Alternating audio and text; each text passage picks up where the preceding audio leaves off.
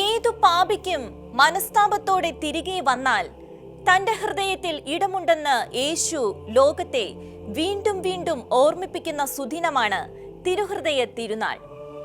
ആരെയും തള്ളിക്കളയാതെ എല്ലാവർക്കും തന്റെ തിരുഹൃദയത്തിൽ ഇടം കൊടുക്കുന്ന ക്രിസ്തു സ്നേഹത്തിലേക്കുള്ള യാത്രയാണ് ഇന്നേ ദിവസം നാം നടത്തുന്നത്. പന്തക്കുസ്ത തിരുനാൾ കഴിഞ്ഞ് 19-ാം ദിവസമാണ് ഈശോയുടെ തിരുഹൃദയ തിരുനാൾ. AD 3-ാം നൂറ്റാണ്ട് മുതൽ തിരുസഭയുടെ പാരമ്പര്യത്തിൽ തിരുഹൃദയത്തോടുള്ള ഭക്തി നിലവിലുണ്ടായിരുന്നു. 14-ാം നൂറ്റാണ്ടിൽ ഇന്നസെന്റ് 6-ാമൻ പാപ്പയുടെ കാലത്ത് തിരുഹൃദയ ഭക്തിക്ക് കുറെ കൂടി പ്രോത്സാഹനം ലഭിച്ചു. എങ്കിലും 17-ാം നൂറ്റാണ്ട് മുതൽക്കാണ് തിരുഹൃദയ ഭക്തി തിരുസഭയിൽ ഔദ്യോഗികമായി പ്രാബല്യത്തിലായത്. തിരുഹൃദയ തിരുനാളിനെയും ഭക്തിയും കുറിച്ച് പറയുമ്പോൾ വിസ്മരിക്കാനാവാത്ത ഒരു പേരാണ് വിശുദ്ധ മാർഗരറ്റ് മേരി അലക്കോക്ക്. കാരണം വിശുദ്ധ മാർഗരറ്റ് മേരി അലക്കോക്കിന് തിരുഹൃദയനാഥൻ പ്രത്യക്ഷപ്പെട്ട് ആവശ്യപ്പെട്ടതിന് പ്രകാരമാണ് തിരുഹൃദയ ഭക്തി പ്രചാരത്തിലായത്. ഫ്രാൻസിലെ പരലിമോണിയായിൽ വിസിറ്റേഷൻ സന്യാസിനി സമൂഹാംഗമായ വിശുദ്ധ മാർഗരറ്റ് മേരിക്ക് ഈശോ പ്രത്യക്ഷപ്പെടുകയും തന്റെ ഹൃദയത്തിന് മാനവരാശിയോടുള്ള അടങ്ങാത്ത സ്നേഹം വെളിപ്പെടുത്തുകയും ചെയ്തു. വിശുദ്ധ മാർഗരറ്റ് മേരിയിലൂടെ ഈശോ നൽകിയ ഈ സന്ദേശം ക്ലെമന്റ് 12-ാമൻ പാപ്പ അംഗീകരിക്കുകയും 1765-ൽ തിരുഹൃദയ തിരുനാൾ ആചരിക്കാൻ തീരുമാനിക്കുകയും ചെയ്തു. പന്തക്കുസ്ത തിരുനാൾ കഴിഞ്ഞു വരുന്ന 3-ാമത്തെ ആഴ്ചയിൽ തിരുഹൃദയ തിരുനാൾ ആചരിക്കാനായിരുന്നു അദ്ദേഹത്തിന്റെ ആഹ്വാനം. 1865-ൽ 9-ാം പിയൂസ് മാർപ്പാപ്പയാണ് ആഗോള കത്തോലിക്ക സഭ മുഴുവനും തിരുഹൃദയ തിരുനാൾ ആഘോഷിക്കണമെന്ന് അഭ്യർത്ഥന മുഴക്കിയത്. അന്നു മുതൽ തിരുഹൃദയ തിരുനാൾ എല്ലാ വർഷവും ആഘോഷിക്കാൻ ആരംഭിച്ചു. 1899 ജൂൺ 11-ന് ലയോ 13-ാമൻ പാപ്പ ലോകം മുഴുവനെയും ഈശോയുടെ തിരുഹൃദയത്തിന് സമർപ്പിച്ചു. 1907-ൽ ഫാദർ മത്തേയോ ക്രൗലി ഈശോയുടെ തിരുഹൃദയത്തിന് കുടുംബങ്ങളെ പ്രതിഷ്ഠിക്കുന്ന പാരമ്പര്യം സഭയിൽ ആരംഭിച്ചു. പുരോഹിതരുടെ വിശുദ്ധീകരണത്തിനായുള്ള ലോക പ്രാർത്ഥനാ ദിനം എന്നാണ് ജോൺ പോൾ 2-ാമൻ പാപ്പ തിരുഹൃദയ തിരുനാളിനെ വിശേഷിപ്പിച്ചത്. 1956-ൽ പയസ് 12-ാമൻ പാപ്പയാണ് ആദ്യമായി തിരുഹൃദയത്തെക്കുറിച്ചുള്ള ചാക്രിക ലേഖനം പുറപ്പെടുവിച്ചത്. തിരുഹൃദയ ഭക്തിയെക്കുറിച്ചുള്ള ഫ്രാൻസിസ് മാർപ്പാപ്പയുടെ ചാക്രിക ലേഖനമാണ് ദിലക്സിത്നോസ്.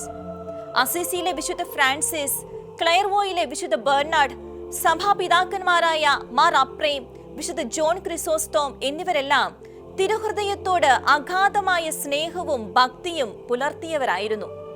കത്തോലിക്ക സഭയിൽ മാത്രമല്ല, ആംഗ്ലിക്കൻ, ലൂതറൻ സഭകളിലും തിരുഹൃദയത്തോടുള്ള ഭക്തി ആചരിക്കുന്നുണ്ട്. ഈശോയുടെ തിരുഹൃദയ ചിത്രത്തിലെ സൂചകങ്ങളെ കുറിച്ച് ഇനി പറയാം. ഈശോയുടെ തിരുഹൃദയത്തിന്റെ മുകളിൽ വിശുദ്ധ കുരിശിന്റെ പിന്നിലായി കാണപ്പെടുന്ന ജ്വാല മനുഷ്യകുലത്തോടുള്ള സ്നേഹത്തെ പ്രതി തന്റെ ഹൃദയം ജ്വലിക്കുന്നു എന്നതിന്റെ സൂചനയാണ്. തിരുഹൃദയത്തിന്റെ മുകളിൽ വിശുദ്ധ കുരിശ് ഈശോ മർത്യകുലത്തിന്റെ പാപങ്ങൾക്ക് പരിഹാരമായി ചെയ്ത പരമയാഗത്തെ ഓർമ്മപ്പെടുത്തുന്നു. ഈശോയുടെ തിരുഹൃദയത്തിന് ചുറ്റും കാണപ്പെടുന്ന മുൾമുടി കാൽവരി യാത്രയിലും മരണത്തിലും ഈശോ ഏറ്റെടുത്ത സഹനത്തിന്റെയും വേദനയുടെയും പ്രതീകമാണ്. ഈശോയുടെ തിരുഹൃദയത്തിൽ മുൾമുടിക്ക് താഴെയായി കാണപ്പെടുന്ന തിരുമുറിവും രക്തത്തുള്ളികളും കുരിശിൽ കിടക്കുമ്പോൾ തന്റെ പാർശ്വത്തിൽ കുന്തത്താൽ കുത്തപ്പെട്ട മുറിവും ചിന്തിയ രക്തവും ഓർമ്മിപ്പിക്കുന്നു. ഈശോയുടെ തിരുഹൃദയം നൽകുന്ന 12 വാഗ്ദാനങ്ങൾ ഇപ്രകാരമാണ്. 1. തങ്ങളായിരിക്കുന്ന അവസ്ഥയിൽ ആവശ്യമായ എല്ലാ അനുഗ്രഹങ്ങളും നൽകും. 2. അവിടുന്ന് അവരുടെ ഭവനങ്ങളിൽ സമാധാനം സ്ഥാപിക്കും. 3. തങ്ങളുടെ കഷ്ടതകളിലെല്ലാം അവിടുന്ന് അവർക്ക് ആശ്വാസം നൽകും. 4. ഈ ജീവിതത്തിലും അതിലുപരി മരണത്തിലും അവിടുന്ന് അവർക്ക് സുരക്ഷിതമായ അഭയശിലയാകും. 5. തങ്ങളുടെ എല്ലാ ചുവടുവെപ്പിലും അവിടുന്ന് അവർക്ക് അനുഗ്രഹങ്ങൾ വാരിക്കോരി കൊടുക്കും. 6.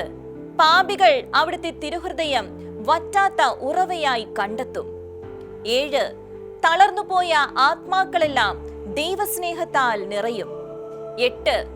ആ ആത്മാക്കളെല്ലാം പെട്ടെന്നു തന്നെ പരിപൂർണമായും കുറ്റമറ്റതാകും. 9. അവിടുത്തെ തിരുഹൃദയ രൂപത്തെ എവിടെയൊക്കെ സ്ഥാപിക്കുകയോ വണങ്ങുകയും ചെയ്യുന്നുവോ അവിടെയൊക്കെ അവിടുന്ന് അനുഗ്രഹിക്കും. 10. വൈദികർക്ക് അവിടുന്ന് ഏറ്റവും കഠിന ഹൃദയങ്ങളെ സ്പർശിക്കാനുള്ള വരം നൽകും. 11. തിരുഹൃദയ ഭക്തി പ്രചരിപ്പിക്കുന്നവരുടെ പേരുകൾ അവിടുത്തെ ഹൃദയത്തിൽ തന്നെ എഴുതി സൂക്ഷിക്കും. 12. 9 ആദ്യ വെള്ളിയാഴ്ചകളിൽ തുടർച്ചയായി വിശുദ്ധ കുർബാനയിൽ സംബന്ധിച്ച് അത് സ്വീകരിക്കുന്നവർക്കായി അവിടുത്തെ കൃപാസമ്പൂർണമായ ഹൃദയത്തിൽ നിന്ന് അത്യുഷ്മളമായ സ്നേഹത്തോടെ അനുഗ്രഹങ്ങൾ വർഷിക്കും. അവർ കൂദാശകൾ സ്വീകരിക്കാതെ മരിക്കുകയില്ല. ഈശോയുടെ തിരുഹൃദയത്തിന് അനുരൂപരായി ജീവിക്കാനുള്ള വെല്ലുവിളിയാണ് ഓരോ തിരുഹൃദയ തിരുനാളും നമുക്ക് നൽകുന്നത്. അതുകൊണ്ട് നമുക്ക് ഇങ്ങനെ പ്രാർത്ഥിക്കാം: ഈശോയുടെ തിരുഹൃദയമേ, എൻ്റെ ഹൃദയത്തെ അങ്ങയുടെ ഹൃദയം പോലെ ആക്കണമേ.